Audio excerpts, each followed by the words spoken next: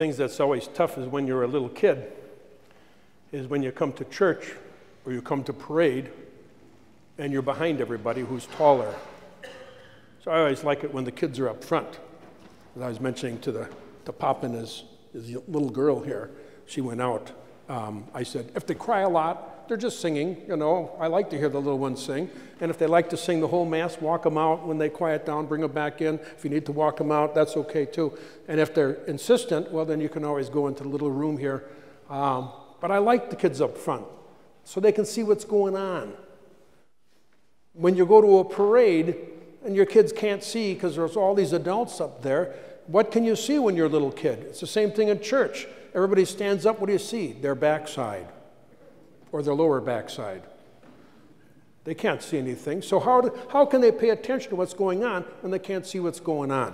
When you go to a parade, you want to be up near the front so the kids kind of squirt through, and nowadays you have trouble keeping eyes on them, but you don't want them to go where they're not out of your sight. And you have to keep an eye on them, so you try, that's my kid up the front. That's why I have to be up there. So I would get into a theater or go to a play, and there's always someone this tall in front of me. Didn't used to be so bad when I was 3 inches taller than I am today, but it gets worse all the time. But so you put the little guys up front so they can see. You want to know what's going on. And I remember, I think I told you this at one time, I remember when Douglas MacArthur, General MacArthur, came to Milwaukee, and he was in a parade car going through down, I think it was Wisconsin Avenue, and my dad had to hold me up because there were people in front that I couldn't see, and I could see Douglas MacArthur sitting in the back seat in the convertible Cadillac going down Wisconsin Avenue. That was really a kind of a treat. The same thing is true with us. You know, we got people that are around us, and very oftentimes we can't see beyond them. We're like the wheat in the fields. You know, the scripture tells us about taking the wheat and you scatter it out there, and you throw it out, and it grows up, and then all the wheat is at the same height usually. Right now you can go through and you can see different plantings of corn. They don't plant all the corn at the same time because it would all be ripe at the same time. I once tried to grow corn. I had like 4 stalks of corn and corn plants, and I thought I was going to get enough to feed me all summer long. There's only 2 ears of corn on each one of those stalks. Well, that's cheap. You should think there'd be more. So I got to talk to God about that when I get up there. And did you know that for every piece of silk, corn silk that comes out, there's a kernel inside? How many knew that? What? We got one? Would you say yes? You're raising your hand or going, I think I knew it? Oh, he knew it. Well, he's so corny, that's why.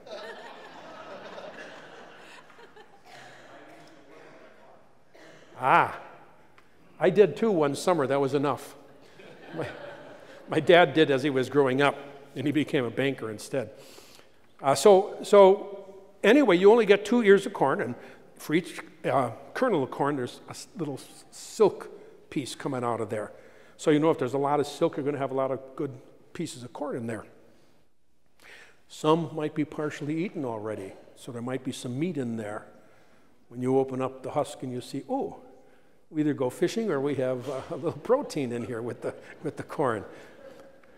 So the thing is that all this corn is at the same height. So if you're a stalk of corn or a stalk of wheat and you're in the middle of the field, you can't see anything beyond those stalks of corn and the stems of wheat that are around you. You might think there might be something beyond there. You might believe there is, but you have to take it on faith. The scriptures tell us that we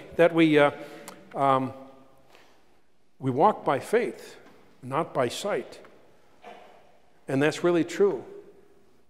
When I was in high school, or when I was in college rather, in the seminary, and I got these free seeds. I told you this story before. Free flower seeds. It'd be a little Scottish. I don't like to waste anything, so I took and I planted them. And the unique thing is that this is what happened in the scriptures too.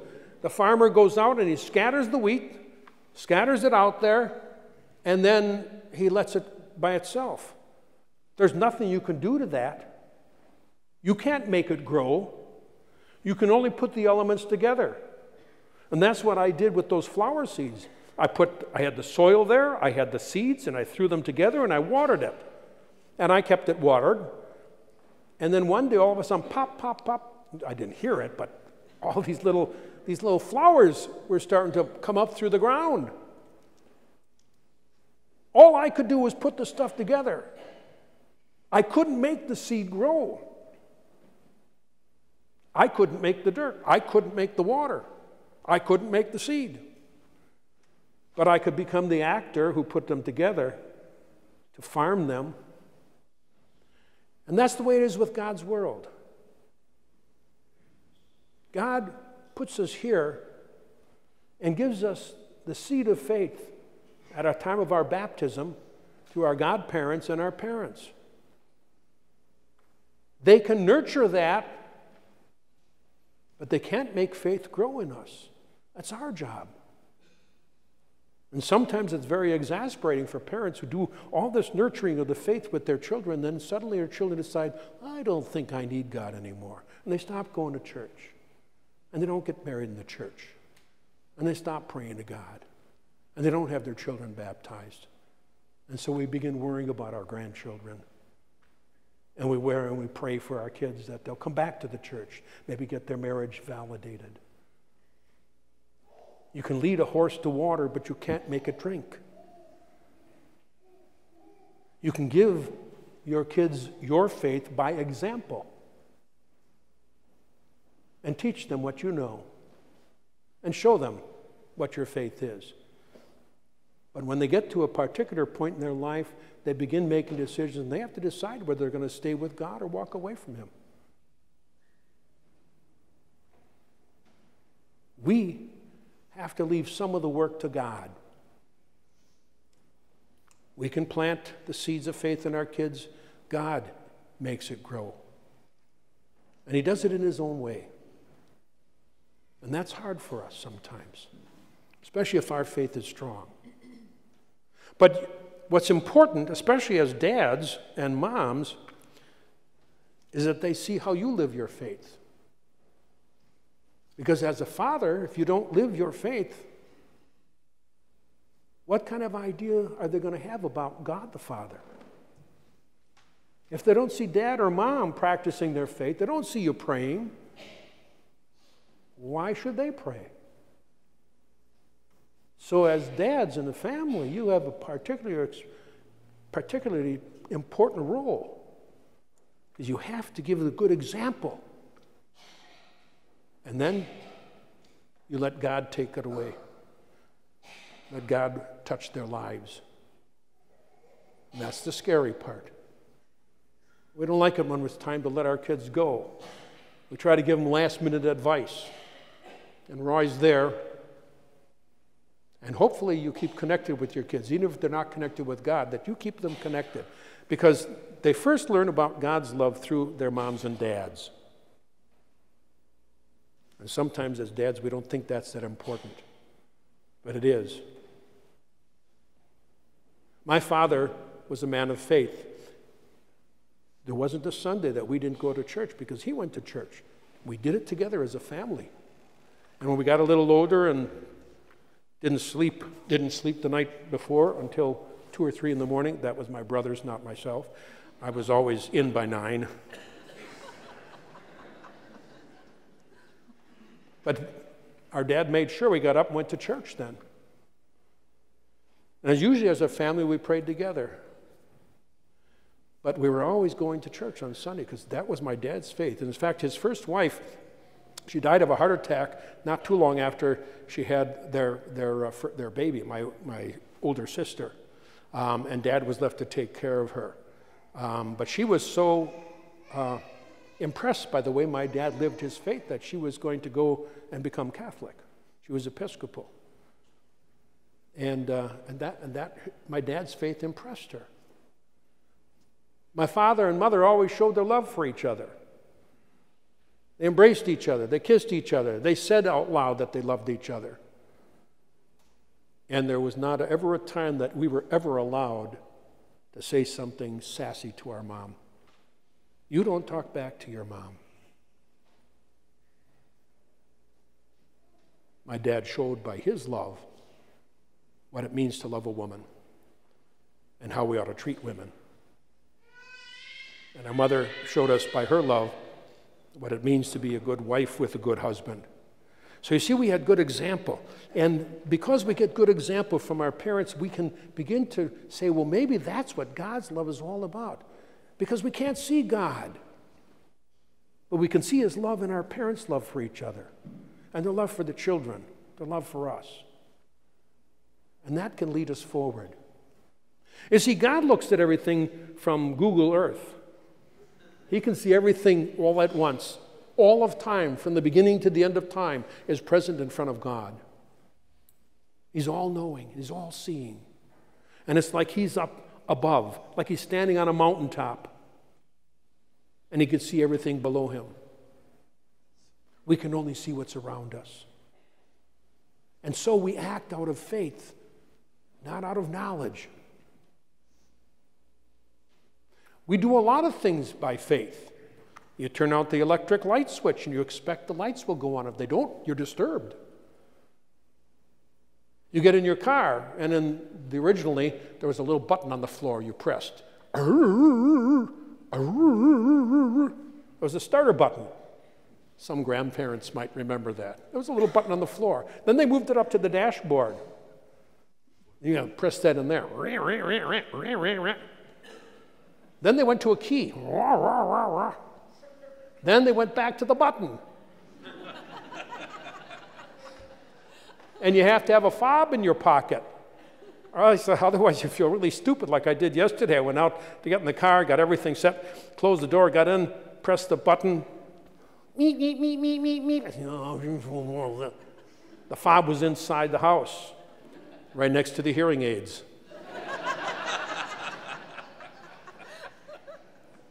But you see, every time I press that button in the car, every time I turn on that light switch, I'm acting out of faith. How do you know that your spouse loves you? If you're dating, how do you know your girlfriend loves you or your boyfriend loves you? It's because of what they say to you and how they treat you.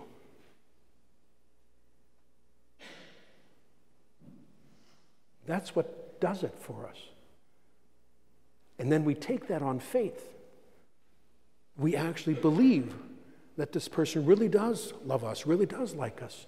How do we know our friends like us? Because they want to be with us, because they enjoy our friendship, and we enjoy theirs. And so there's this mutual relationship that takes place between us. How do our parents know we love them if we don't tell them? And how do our kids know we love them if we don't tell them? So we have to continuously do that. God does it for us by showing us and telling us. There are people who have come to know God many years, many centuries before we ever came into existence. And they wrote down what they had learned about God. It's called the sacred writings, the scriptures. And the stories of our relationship as humans with God is connected and written down in those scriptures. And there are people who have died and were resuscitated and talk about having experienced the presence of God. And so that they say, I'm no longer afraid to die because I know there's a hereafter. I experienced it, and you'll never change my mind about it. God talked to us in various different ways. And he asks us to be the farmers. He asks us to put the seed of faith out there and water it and nurture it. And then let go and let God do it. Let God take over. And he shows us his love through the love we have with one another. And he fills our hearts with love. The Psalm 34 that we were singing is a good psalm to sing every morning or every night, or at least to read and pray it. When you're feeling down, when you're depressed, when you are worried, when there's a decision you have to make, that's a good prayer to sing. The Psalms are filled with different times and different kinds of prayers, songs that were written to help us at different times. We ought to look to them. The 23rd Psalm, we know it so well. The Lord is my shepherd, there's nothing I shall want. He leads me in green pastures.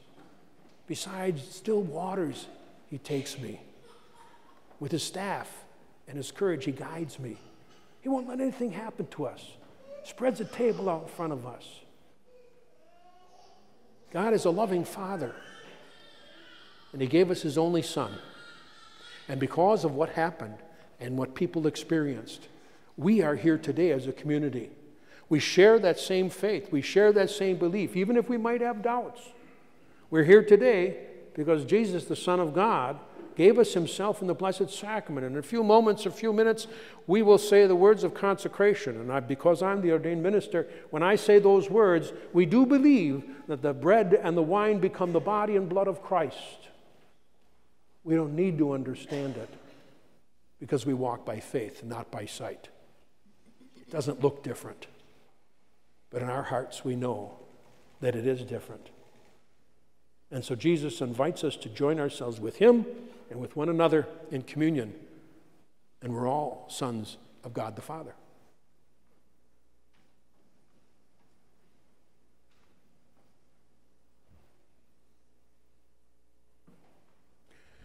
Let's rise and recite our creed. I believe in one God, the Father Almighty, maker of heaven and earth, of all things visible